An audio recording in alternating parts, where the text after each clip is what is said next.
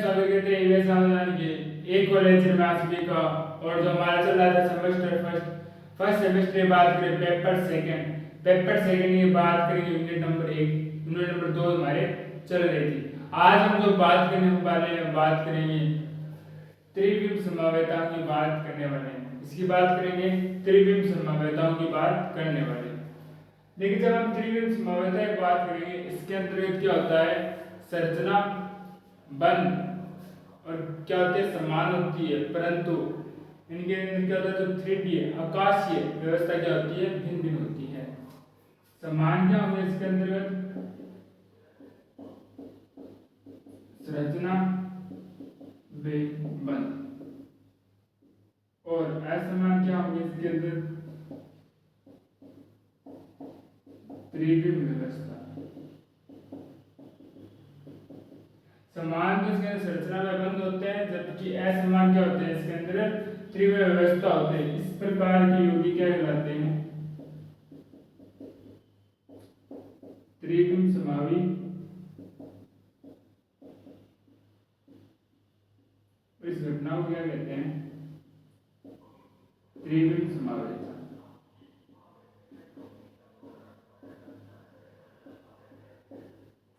क्या कहते हैं त्रिविम समावेता कहते हैं।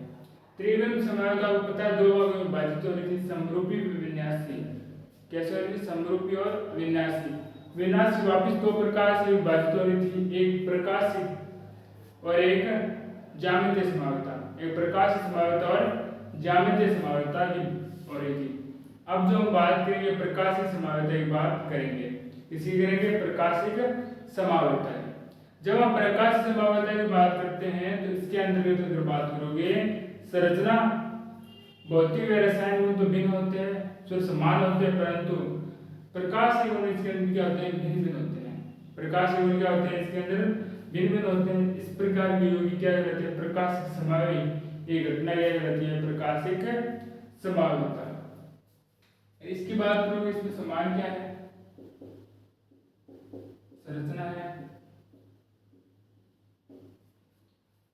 आणविक संरचना,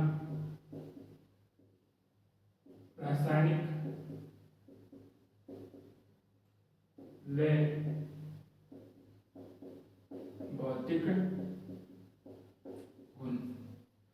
इस प्रयोग क्या कहलाएंगे हमारे पास प्रकाशिक समावेश। इस घटना को क्या कहेंगे प्रकाशिक समावेता।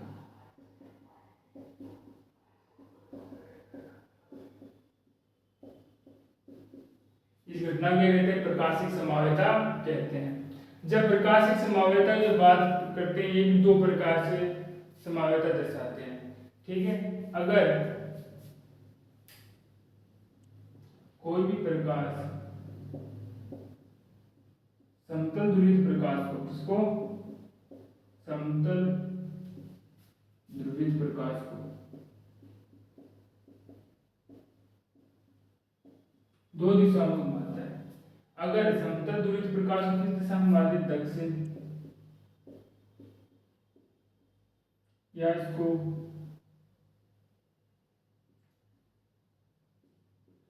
दक्षिण दिशा में घुमा दे या किस दिशा में घुमा दे घड़ी की दिशा में,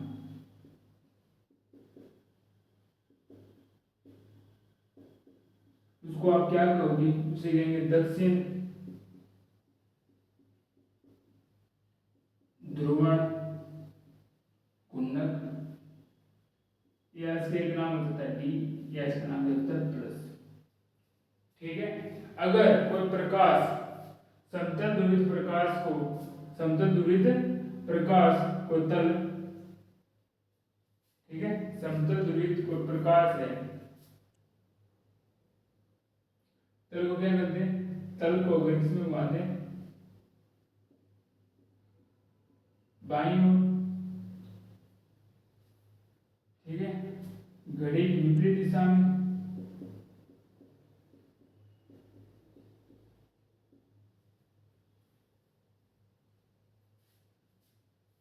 तल को, ठीक है, समतल ध्रुवित प्रकाश के तल, या उसे क्या कहते हैं, उसको कहते हैं वाम ध्रुवण उन्नत, या उसको क्या कहते हैं हम एल कहेंगे या क्या कहते हैं माइनस। ठीक है, अगर कोई प्रकाश समतल ध्रुवित प्रकाश के तल को क्या घुमा देता है, अगर दक्षिण या घड़ी की दिशा में, तो उसे कहेंगे दक्षिण ध्रुवण घूमना कहते हैं, डी या प्लस का हो गई। ये समतल ध्रुवित प्रकाश की किसके बाईं ओर घूम जाए या घड़ी की विपरीत दिशा में घूम जाए तो उसे कहेंगे वाम ध्रुवण घूर्णक या एल, या इसको माइनस कहते हैं। ठीक है, अब हमारे पास क्या आता है, अगला टॉपिक आता है हमारे पास सममिति तत्व। जब आप प्रकाशिक समावतों की बात करते हैं ना, तत्व हमारे पास क्या होना चाहिए, असममित। असममित क्या दर्शाते हैं, प्रकाशिक समावत दर्शाते हैं जो ध्रुवित प्रकाश को क्या करते हैं, जो प्रकाश से क्या करते हैं, ध्रुवण घूर्णक कर देते हैं। इसी के अंतर्गत हम कुछ तत्वों की बात करेंगे, जैसे सममिति तल, सममिति अक्ष और केंद्र, इनको क्या कहते हैं, सममिति तत्व कहेंगे। पहला था सममिति तल। अगर किसी भी यौगिक को, पदार्थ को, अणु को इस प्रकार से विभाजित किया जाए, कैसे, इस प्रकार से विभाजित किया जाए कि उसके दोनों जो बराबर हिस्से हैं, विभाजित किया गया उन दोनों बराबर भागों में, वो एक दूसरे क्या हो, दर्पण प्रतिबिंब हो, क्या हो, दर्पण प्रतिबिंब हो, तो इस प्रकार का जो तल हमारे पास क्या कहलाता है, सममिति तल कहलाता है। ये दो प्रकार से हो सकते हैं, एक हो सकता है ऊर्ध्वाधर, एक होता है क्षैतिज। अगर ऊर्ध्वाधर कोई तल किसी अणु या पदार्थ को विभाजित कर रहा है तो वो क्या हो जाता है हमारे पास, सममित तल हो गया, तो ऊर्ध्वाधर तल हो जाएगा। और क्षैतिज क्या होगा, जब क्षैतिज रूप में वो उसको विभाजित कर रहा हो। देख लेते हैं, कोई पदार्थ, अणु या यौगिक को दो बराबर भागों में विभाजित करने पर अगर वह दर्पण प्रतिबिंब एक दूसरे के हों तो वह तल क्या कहलाता है, सममिति तल कहलाता है।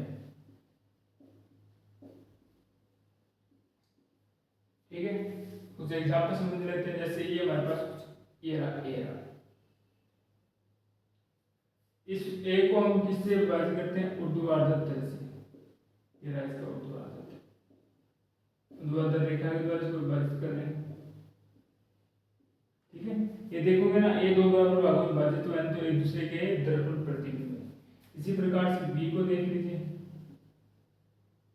बी को हमने किसे क्षैतिज रूप में विभाजित किया तो इसका एक क्षैतिज तल है। इसी प्रकार से हम कुछ और एग्जांपल आते हैं, इसको भी हमें दो बार बराबर भागों में विभाजित कर सकता हूँ। इस प्रकार से इसको भी क्या हो सकता है, दो भागों में बराबर भागों में विभाजित कर इनके अंदर हमें क्या मिल जाता है, सममिति तल मिल जाता है। अब हम बात करेंगे सममिति अक्ष की। इसकी बात करते हैं सममिति अक्ष की।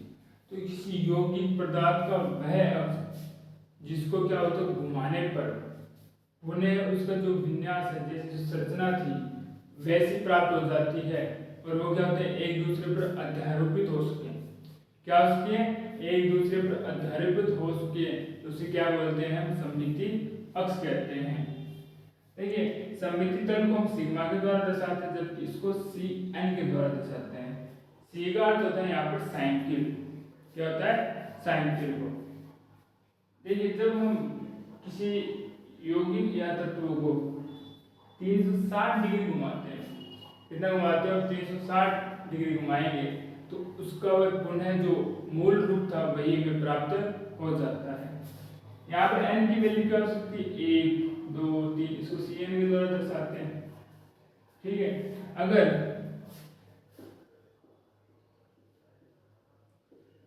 हम n का 2 रखें, 180 उसी पर भी क्या होगा, उसका मूल रूप हमें प्राप्त होने वाला है। जैसे हम एग्जाम्पल ले लेते हैं,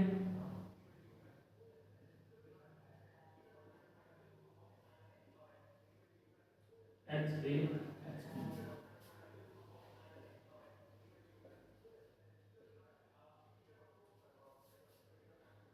अब देखिए अगर मैं इसको इस प्रकार से घुमाता हूँ तो मुझे क्या होगा, ये सेम रूप प्राप्त हो जाएगा।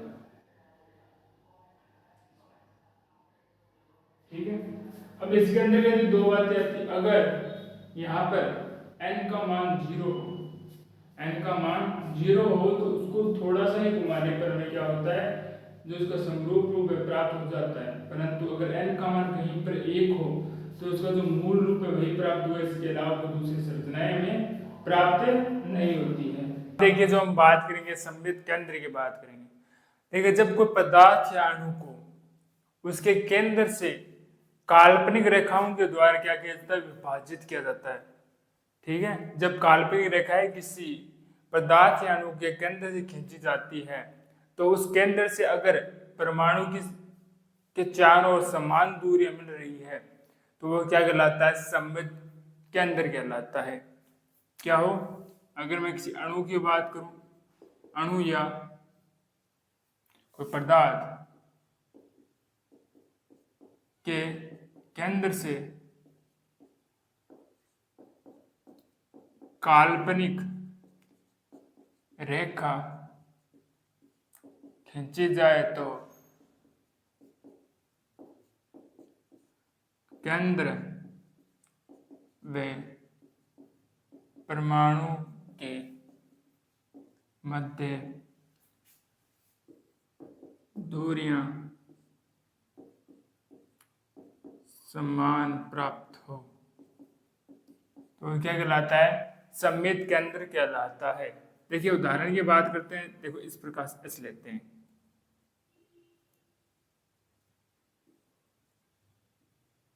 अगर इसका केंद्र ये मान ले तो इस रूप में विभाजित करें तो इस केंद्र से क्या होगी, समान दूरी पर अणु होगा। इसकी ये भी इसकी समान दूरी, ये भी समान, यहाँ से भी समान दूरी और यहाँ पर भी समान दूरी प्राप्त होगी। अगर मैं बेंजीन की बात करूं तो एक रेखा यहाँ से खींच लीजिए केंद्र से, एक यहाँ से और एक यहाँ से, तो ये भी क्या होगा, हमें समान दूरी पर प्राप्त होने वाला है। अब हम बात करते हैं आणविक किरेलता या किरेल अणु की बात करते हैं। जब आणविक किरेलता की बात करते हैं ना तो हमारे पहले आता है सम्मित तत्व, सम्मितता। अगर किसी के अंदर एक भी सम्मित तत्व उपस्थित हो तो वो क्या होते हैं, सम्मितता दर्शाते हैं। ठीक है, अगर क्या हो, एक भी क्या हो, सम्मित तत्व हो तो क्या दर्शाते हैं, सम्मितता दर्शाते हैं।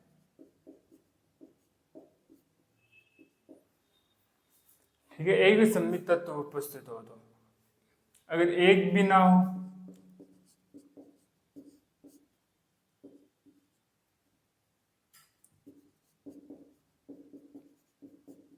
तो वो क्या होंगे, असम्मितता दर्शाते हैं।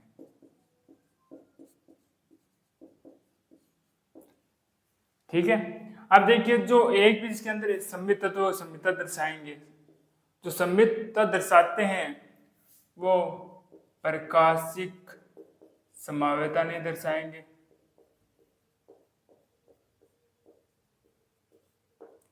वो क्या नहीं होंगे, वो ध्रुवण अगुणक होंगे। उनको एक दूसरे के दर्पण प्रतिबिंब पर आधारोपित भी किया जा सकता है, एक दूसरे के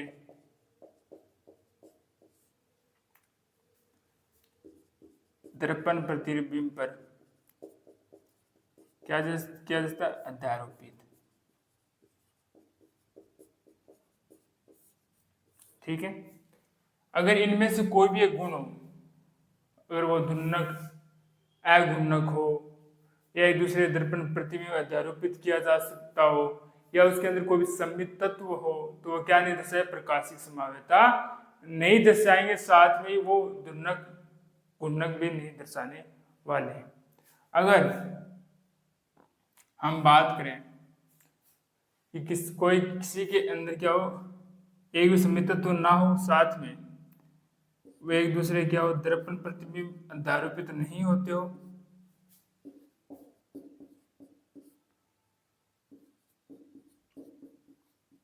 क्या नहीं होते, अध्यारोपित।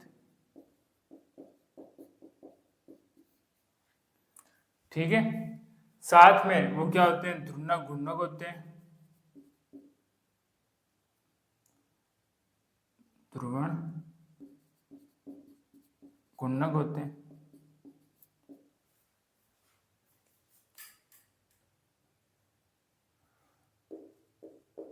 ध्रुवण गुणक होते हैं।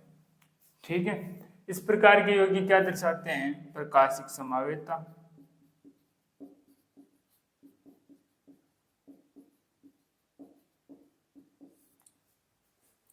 ठीक है, और इसी प्रकार के जो अणु है, इसी प्रकार का जो अणु होगा उसे कहेंगे किरेल अणु।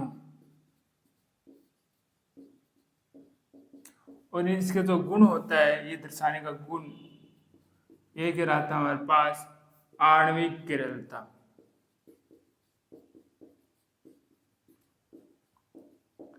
और इस प्रकार का अणु हमारे पास क्या होता है, अकिरल अणु।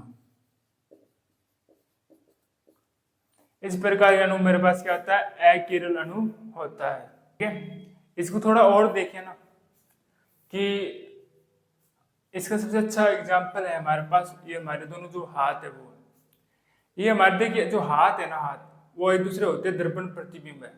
ठीक है, क्या हमारे पास हाथ क्या एक दूसरे दर्पण प्रतिबिंब, परंतु एक दूसरे इसको अध्यारोपित नहीं कर सकते। क्या नहीं कर सकते हैं, अध्यारोपित नहीं कर सकते। इसका सबसे अच्छा एग्जाम्पल कौन सा होता है, हमारा हाथ है।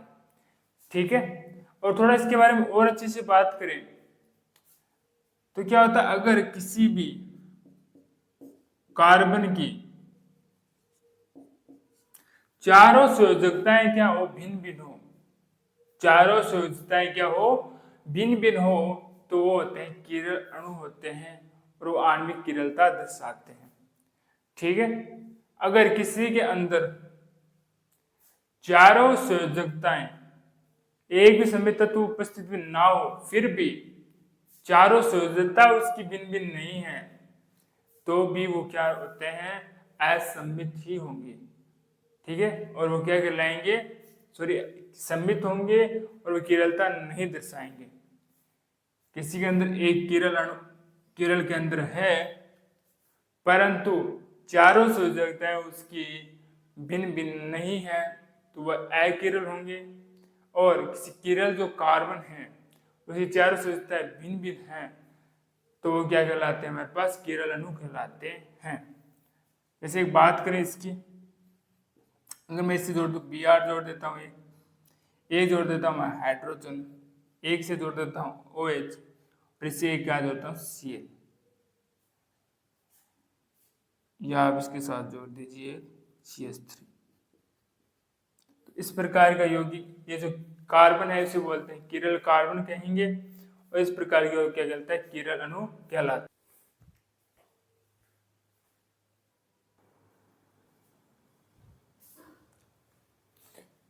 अब देखिए जो हम बात करने वाले हैं ना, किरलता की बात करेंगे, किरल आणविकता की अगर बात करेंगे ना, तो उदाहरण इसके क्या है, हमारे पास एक मिसोटार्ट्रिक अम्ल है, बाइफेनिल है, और एनिलो है। देखिए जब इनकी हम बात करते हैं ना, देखिए एक सवाल हमारे पास आता है कि जो किरलता दर्शाते हैं ना, उनके अंदर असमित कार्बन होना चाहिए। क्या होना चाहिए, असमित कार्बन।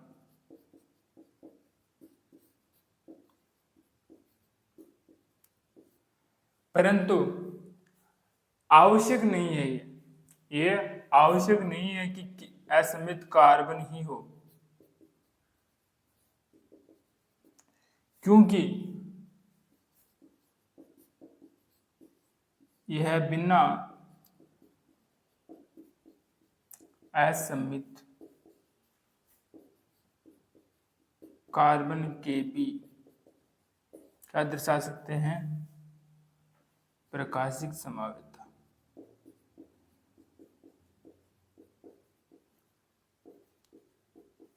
ठीक है, इसी को उदाहरण जैसे मेसोटार्ट्रिक अम्ल, इसके अंदर भी असमित कार्बन नहीं होता है। बाइफेनिलैनिनो के अंदर भी क्या नहीं होता? असमित कार्बन नहीं होता। फिर सवाल आता है सर ये किस प्रकार से असमित होंगे और कैसे ध्रुवण घूर्णक करेंगे और प्रकाशिक संभाव्यता दर्शाएंगे?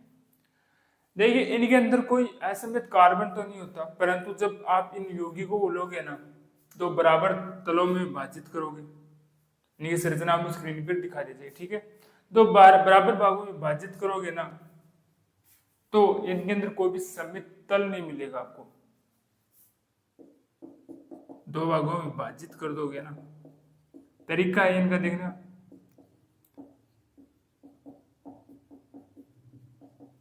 क्या नहीं मिलेगा आपको? समित तल नहीं मिलेगा।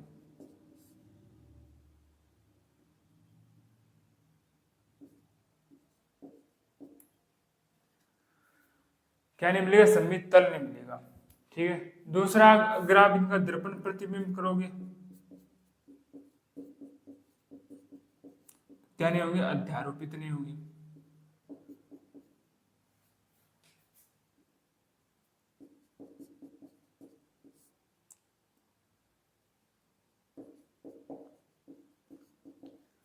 अध्यारोपित नहीं होगी। ठीक है, अध्यारोपित नहीं होंगे। ठीक है, इससे क्या पता चलता है कि जो सममित तत्वों की हमने गुणों की बात की थी, सममित तत्व जैसे सममित अक्ष, सममित तल, सममित केंद्र, इनमें से इसमें एक भी कोई भी नहीं है। जो नहीं होता वो क्या दर्शाते हैं? असम्मितता दर्शाते हैं। जो असम्मितता दर्शाएंगे वो ध्रुवण अघूर्णक होंगे और प्रकाशिक संभाव्यता दर्शाते हैं। ये इनके जो हमारे पास एग्जाम्पल है, जिनके अंदर असम्मित केंद्र होते हुए भी नहीं होते हुए भी क्या दर्शाते हैं? ये असम्मितता दर्शाते हैं। अब हम बात करने वाले प्रतिबिंब रूप की। प्रतिबिंब रूप क्या होता है? जब हमने जो प्रकाशिक संभाव्यताओं की अगर बात की थी, जो क्या थे कि जिनके रासायनिक गुण भी समान थे, भौतिक गुण भी समान थे, जब उनके दर्पण प्रतिबिंबों को लिया जाता है ना, क्या लिया जाता है? दर्पण प्रतिबिंबों को लिया जाता है और जब उनको एक दूसरे पर अध्यारोपित किया जाता है, दर्पण प्रतिबिंब ले लिया है यौगिक या अणु और उनको एक दूसरे पर जब अध्यारोपित नहीं होंगे वो एक दूसरे पर, तो वो क्या कहलाते हैं? प्रतिबिंब रूप कहलाते हैं। वो क्या कहलाते हैं? प्रतिबिंब रूप कहलाते हैं। ठीक है, जो एक दूसरे पे क्या हो? अध्यारोपित नहीं हो, अध्यारोपित नहीं हो। ठीक है, सारे सारे गुण क्या कैसे होते हैं? प्रकाशिक वाले गुण। चलो प्रकाशिक संभाव्यता पड़ी है, सेम उसके गुण होते हैं। बहुत ही रसायन गुण हो, उनकी संरचना समान हो, ठीक है, अर्थात ध्रुवण घूर्णक होते हैं वो, उनको जब एक दूसरे अध्यारोपित करोगे ना, अध्यारोपित नहीं होंगे और वो क्या कहलाते हैं? प्रतिबिंब रूप कहलाते हैं। स्टाइरियोजेनिक या किरल के अंदर ही मैंने बात की लिए ऐसा कार्बन जो क्या हो? असमित हो, प्रकाशिक संभाव्यता दर्शाता हो, ध्रुवण घूर्णक होता हो, जिसके चारों प्रतिस्थापी क्या हो? भिन्न भिन्न हो। इस प्रकार का जो कार्बन होता है या जो केंद्र होता है उसे किरल केंद्र कहते हैं। उसको आप किसे दर्शाते हो? स्टार के द्वारा दर्शाते हैं। अब ध्रुवण घूर्णकता की बात कर लेते हैं। जब कोई भी यौगिक समतल ध्रुवित प्रकाश को ध्रुवित कर देता है, क्या कर देता है? जब कोई यौगिक या अणु भी ले सकते हो, समतल ध्रुवित प्रकाश का क्या कहलाता है? ध्रुवण कर देता है, तो ये क्या कहलाता है? हमारे पास ध्रुवण घूर्णकता कहलाता है। ठीक है, अब हम बात करते हैं एक वर्णी प्रकाश की। आपको पता होगा जो प्रकाश है ना, वो 7 रंग होते हैं, उसके अंदर 7 रंगों का स्पेक्ट्रम होता है। ठीक है, अगर मैं इसको प्रिज्म से गुजारूं, क्या गुजारो, प्रिज्म से गुजारो, मुझे केवल एक ही रंग प्राप्त हो। क्या प्राप्त हो? एक रंग। उसे मैं कहूंगा एक वर्णी प्रकाश कहूंगा। इसका अच्छा सा उदाहरण क्या है? सोडियम पंप, लैंप, जिससे मुझे कैसा रंग, एक कौन सा प्रकाश मिलता है? पीला रंग का प्रकाश मिलता है। अब हम बात करते हैं समतल ध्रुवित प्रकाश क्या होता है। देखिए जो प्रकाश है ना, प्रकाश का संचरण, प्रकाश का संचरण क्या होता है? प्रकाश का संचरण अनुप्रस्थ तरंग के रूप में होता है। किसके रूप में होता है? प्रकाश का संचरण अनुप्रस्थ तरंग के रूप में होता है। किसकी बात होता है? जब हम अपने ब्रह्मांड की बात करते हैं, चारों ओर वातावरण की बात करते हैं ना, उनका संचरण कैसे होता है? तो इत्र कण है ना, उनकी कंपन के समान क्या होता है? संचरण होता है। ठीक है, प्रकाश तरंग का मैं संचरण की बात करूं, अनुप्रस्थ तरंग के रूप में होता है। ब्रह्मांड या चारों ओर की बात करोगे, जैसे इत्र कण क्या कहते हैं? कंपन करते हैं, उस रूप में क्या होता है? उसका प्रकाश का संचरण होता है। ये संचरण क्या होता है? प्रकाश की दिशा के, इसे संचरण करिए, इसके लंबवत होता है। इस प्रकार कैसे? सभी संभव दिशा के अंदर का क्या होता है? कंपन होता है। परंतु जब मैं क्या लेता हूं? निकोल प्रिज्म लेता हूं, निकोल से प्रिज्म लेता हूं, इससे इस प्रकाश को जब गुजारता हूं तो प्रकाश का संचरण क्या हो जाता है? एक ही तल में।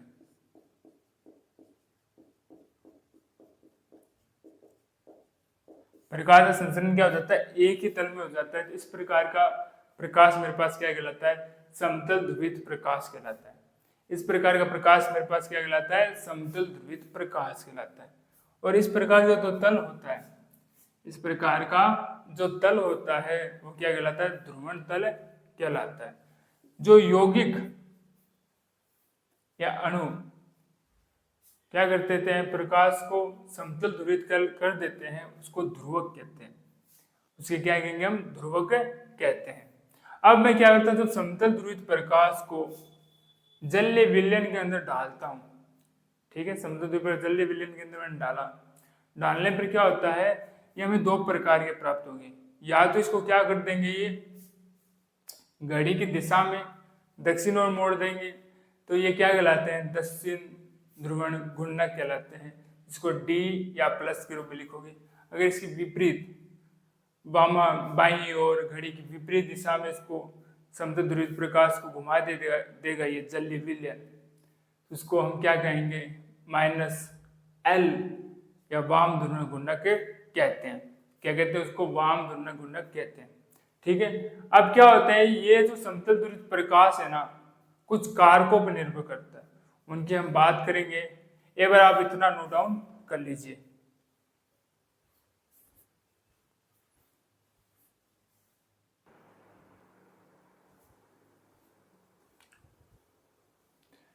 अब देखिए जो हम बात करने वाले हैं, बात करेंगे ध्रुवण कोण को। ठीक है, समतल ध्रुवित प्रकाश जो क्या था? बस ध्रुवक, ध्रुवक जैसे हमने लिया था, प्रिज्म दिया था,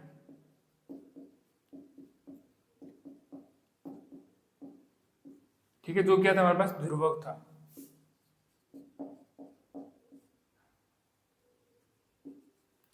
अगर ये ध्रुव समतल ध्रुवित प्रकाश को जिस कोण पर घुमा देता है, घुमाने के बाद वो हो जाएगा या तो डी रूप प्राप्त होगा या एल रूप प्राप्त होगा। जिस कोण पर घुमा देता है कोई ध्रुवक समतल ध्रुवित प्रकाश को, वो क्या कहलाता है? ध्रुवण कोण, जिसको हम अल्फा से दर्शाते हैं।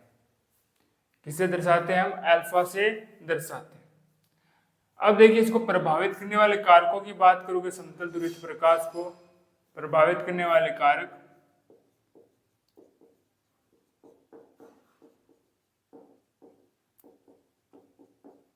प्रभावित करने वाले कारक, देखिए पहला कारक क्या होता है? तरंग दैर्घ्य होगी। तरंग दैर्घ्य किसकी? प्रकाश की तरंग दैर्घ्य प्रभावित करती है। दूसरे कार्य की बात करोगे तो विलयन का ताप व सांद्रता इसको प्रभावित करती है, टी व सी। और ध्रुवित प्रकाश द्वारा नली में तय की गई दूरी, इस प्रकार से नली है, उस नली के अंदर समतल ध्रुवित प्रकाश कितनी दूरी तय करता है, उस दूरी पर भी निर्भर करता है समतल ध्रुवित प्रकाश को। अब जो हम बात करने वाले हैं, बात करेंगे ध्रुवण शक्ति या विशिष्ट ध्रुवण की बात करते हैं। इसको किस प्रकार से ज्ञात कर सकते हो? समीकरण के द्वारा ज्ञात कर सकते हो।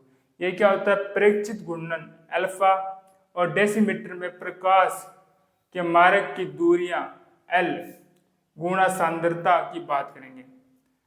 क्या कीजिए, अल्फा अगर आपको विशिष्ट घूर्णन ज्ञात करना है तो देख लीजिए किस कोण पर घूम रही है। जैसे 45 डिग्री कोण पर घूमती है। दूरी देख लीजिए, अगर दूरी कितनी दी गई है हमें डेसीमीटर के अंदर, हम देखेंगे दूरी को 2 मीटर है, 3 मीटर है, ठीक है, उसको डेसीमीटर में चेंज कर दीजिए। फिर हम देखेंगे उसकी सांद्रता क्या है विलयन की, ठीक है, फिर हमें विशिष्ट घूर्णन प्राप्त हो जाता है। आणविक घूर्णन की बात करोगे ना, जो विशिष्ट घूर्णन या घूर्णन शक्ति है ना, वो किसके अगर गुणा हो जाए, अणुभार के साथ उसका गुणा कर दे, कोई दिया हुआ है परमाणु, उसका क्या अणुभार लगा के उसके साथ क्या कर दे, गुणा कर दे, तो हमारे पास क्या हो जाता है? आणविक घूर्णन प्राप्त हो जाता है। ठीक है। ध्रुवणमापी क्या होता है? जो वह उपकरण जो किसका मापन करता हो? ध्रुवण कोण का मापन करता है, ध्रुवणमापी कहलाता है। अब देखिए हम क्या बात करने वाले हैं, हम बात करेंगे विश्लेषक की। हम किस प्रकार से ज्ञात करते हैं कि समतल ध्रुवित प्रकाश गया डी रूप में घूमेगा या एल रूप में घूमने वाला प्रकाश की दिशा कैसे ज्ञात करते हैं? इस उपकरण की सहायता से करते हैं ज्ञात। माना कोई ये प्रकाश स्रोत है जो क्या है? एकवर्णी। ये कोई प्रकाश स्रोत है, माना एकवर्णी प्रकाश है, ठीक है। फिर इसको किससे गुजारेंगे आप? ध्रुवक हमने क्या लिया था? निकोल प्रिज्म लिया था। इस निकोल प्रिज्म को से अब ये जो प्रकाश हमें एकवर्णी प्रकाश प्राप्त हुआ है, यहां से कैसे प्रकाश निकलेगा? एकवर्णी प्रकाश। सॉरी यही होता है, एकवर्णी प्रकाश होता है, परंतु इसका संचरण क्या होता है? सभी समान दिशाओं में होता है, ठीक है। ये जो एकवर्णी प्रकाश है ध्रुवक से गुजरेगा, ध्रुवक से गुजरने के पश्चात जिसका ये कंपन तल का सभी संभव दिशा में हो रहा था, एक दिशा में कंपन इसका प्रारंभ हो जाता है। फिर एक विलयन से भरी हुई नली, जलीय विलयन हो सकता है, उससे समतल ध्रुवित प्रकाश गुजरता है, ठीक है। अब समतल ध्रुवित प्रकाश गुजर गया है, ये हमारे पास है विश्लेषक। ये हमारे पास क्या है? विश्लेषक है। अगर मुझे समतल ध्रुवित प्रकाश को देखने के लिए इस विश्लेषक को कहाँ घुमाना पड़े? दाईं ओर घुमाना पड़े या घड़ी की दिशा में घुमाना पड़े, तो ये प्रकाश क्या हो जाता है? मेरे पास दक्षिण ध्रुवण घूर्णक डी या प्लस हो जाता है। अगर ये विश्लेषक की बात करोगे आप, ये विश्लेषक को मुझे बाईं ओर घुमाना पड़े, घड़ी की विपरीत दिशा में घुमाना पड़े, तो ये वाम ध्रुवण घूर्णक एल या माइनस हो जाता है। एक बार वापस सुन लीजिए, मैंने कहा मेरे प्रकाश है जो एकवर्णी प्रकाश ले रहा हूं जिसका ध्रुवण सभी संभव दिशा में होता है, फिर इसको निकोल प्रिज्म अर्थात ध्रुवक से गुजारता हूं। गुजारने के बाद में इसका तल समतल ध्रुवित प्रकाश के रूप में प्राप्त हो जाएगा, जो प्रकाश है मुझे एकवर्णी प्रकाश। फिर उसको जलीय विलयन से गुजारता हूं, ठीक है। एक नली होती है विलयन की, इससे गुजरता है, ठीक है। फिर विश्लेषक की सहायता से मैं देखूंगा ये प्रकाश कहाँ पर गया है। अगर मुझे विश्लेषक को दाईं ओर घुमाना पड़ जाए तो ये मुझे डी या प्लस मिलेगा। अगर बाईं ओर घुमाना पड़ जाए घड़ी की विपरीत दिशा में, तो इसको मैं क्या कहता हूँ? एल या माइनस कहता हूँ। तो आशा करते हैं आज का लेक्चर आपको अच्छे समझ में आया होगा। फिर भी मन के अंदर कोई डाउट्स है तो उसको कमेंट में लिख दीजिएगा। आने वाली क्लास के अंदर जरूर सोल्यूशन दिया जाएगा। मिलते हैं आपको एक और लेक्चर में, तब तक के लिए धन्यवाद।